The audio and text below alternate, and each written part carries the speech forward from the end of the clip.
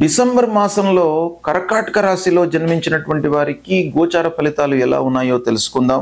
సూర్యుడు ప్రారంభంలో మొదటి 2 వారాలు పంచమ స్థానంలో ప్రతికూలంగా ఉన్నాడు. తదనంతరం షష్టమ స్థానంలో అనుకూలంగా ఉన్నాడు.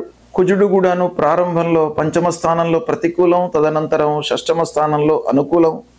బుధుడు 4, 5, 6 స్థానాలలో అనుకూలంగా ఉన్నాడు. గురువు మట్టుకు ద్వాదశ స్థానము జన్మస్థానాలలో సంచరిస్తున్నాడు, ప్రతికూలంగా ఉన్నాడు.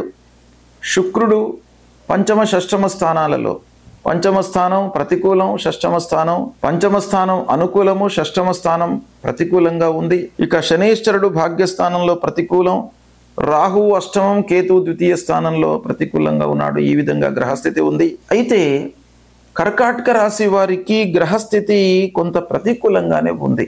ఓవరాల్గా మనం చూసినట్టయితే ముఖ్యంగా ఏంటంటే అష్టమ రాహువు, జన్మ ద్వాదశ స్థానాలలో గురువు, ద్వితీయ స్థానంలో కేతువు ప్రతికూలంగా ఉంది. కర్కాటక రాశి వారికి ముఖ్యమైనటువంటి గ్రహాల యొక్క సంచారము.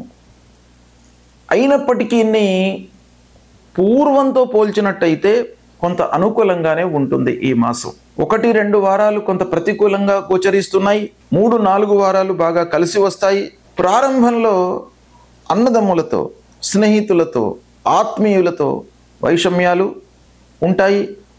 మాసాంతంలో మళ్ళీ అందరూ కూడాను మీకు కలిసి వస్తారు. వాళ్ళ మూలకంగా మీకు కొంత మంచి జరుగుతుంది. మాసాంతం లోపల భూమి వాహనము విషయంలో అనుకూలత, భూమి కొనుగోలు చేయడము, వాహనాలను పర్చేస్ చేయడము, ఇలాంటివి కూడాను మాసాంతంలో మీకు కనబడుతున్నాయి.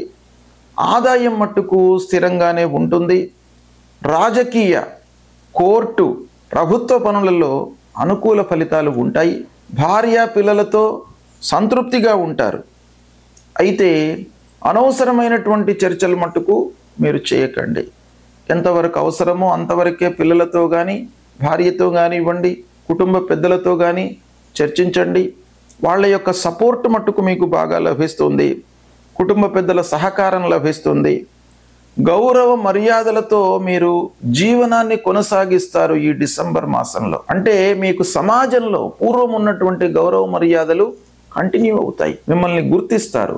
మీ స్టేటస్కు భంగం లేకుండా ఉంటుంది ఈ మాసం. ఇకపోతే వ్యాపారంలో ఉన్నటువంటి వారికి వ్యాపారము లాభసాటిగానే కొనసాగుతుంది.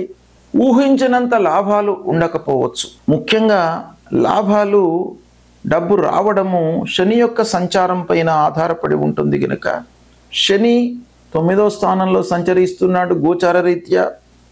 కనుక కొంత మీరు ఎఫర్ట్స్ పెట్టినట్టయితే ఆ శని భగవానుడి యొక్క అనుగ్రహం లభిస్తుంది. అంటే మీరు కష్టపడినట్టయితే ఫలితం వస్తుంది. కష్టే ఫలి అన్న చందంగా మీకు కొనసాగుతుంది. ఇక మాసాంతంలో రియల్ ఎస్టేట్ వ్యాపారులకు, ఉద్యోగస్తులకు అనుకూలంగా ఉంది. కొత్త పెట్టుబడులకు మళ్ళీ మీరు ఆలోచిస్తుంటారు. ఆదరణ లభిస్తుంది. ఉన్నత విద్యకై చేసేటువంటి ప్రయత్నాలన్నీ కూడాను మీకు సఫలీకృతమవుతాయి. ప్రయాణాలలో మట్టుకు జాగ్రత్త తీసుకోండి.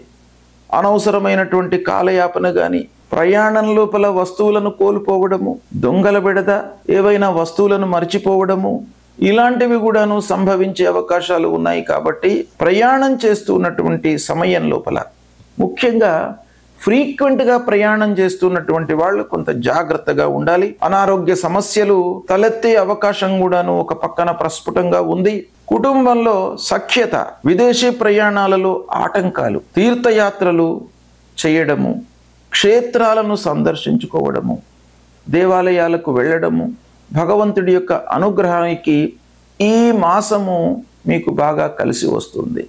ఈ విధంగా పూర్వంతో పోల్చినట్టయితే మట్టుకు కర్కాటక రాశి వారికి ఈ డిసెంబర్ మాసము కొంత అనుకూలంగా ఉంది.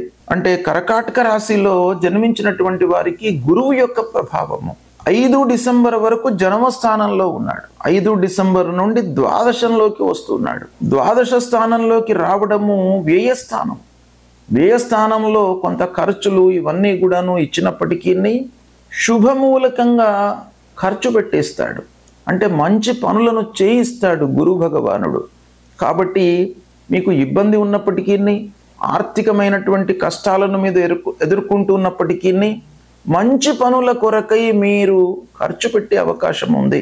అది కొంత మీకు సంతృప్తిని ఇచ్చేటువంటి అంశం గనక పూర్వంతో పోల్చినట్టయితే ఈ మాసంలో మీరు సంతృప్తిగా ఉంటారు. ఈ డిసెంబర్ మాసంలో గ్రహస్థితి ఏ గ్రహాలు ప్రతికూలంగా ఉన్నాయి అనేటువంటి విషయాన్ని మనం చూసి వాటికి పరిహారాలు చేసుకోవడము చాలా మంచిది. ఆ గ్రహాల మూలకంగా మనకు దుష్ప్రభావం కలగకుండా ఉండాలి అనే విషయం మనం చూసినట్టయితే ప్రథమంగా గురువు జన్మ ద్వాదశ స్థానాలలో సంచరిస్తున్నాడు కనుక దత్తాత్రేయ స్వామి దేవాలయానికి వెళ్ళండి, దత్తాత్రేయ స్వామిని కొలవండి, దక్షిణామూర్తి స్తోత్ర పారాయణం చేసుకోండి, గురు భగవానుడికి సంబంధించినటువంటి మూలమంత్రాన్ని ప్రతినిత్యం కూడాను 16 సార్లు కనీసం జపించండి. ముఖ్యంగా తల్లిదండ్రులను సేవించండి. ఇది చాలా ప్రధానమైనటువంటి విషయం. అన్ని గ్రహాలు వాటి ప్రభావము తల్లిదండ్రుల యొక్క అనుగ్రహం మూలకంగా అది నిర్వీర్యమైపోతుంది, అంటే దుష్ప్రభావం తొలగిపోతుంది. ఎవరైతే తల్లిదండ్రులను సేవిస్తారో, తల్లిదండ్రుల యొక్క బాగోగులను చూసుకుంటారో, వాళ్ళ యొక్క అనుగ్రహం అనేటువంటిది మీ పైన ఉంటుంది, మీ పిల్లల పైన ఉంటుంది, మీ వంశం పైన ఉంటుంది. కాబట్టి తల్లిదండ్రులకు తప్పకుండా మీరు సపర్యలు చేయండి. గురు భగవానుడి యొక్క అనుకూలత లభిస్తుంది. అదేవిధంగా దుర్గామాతను కొలవండి, విఘ్నేశ్వరుణ్ణి కొలవండి, మీకు సత్ఫలితాలు కలుగుతాయి. శుభం.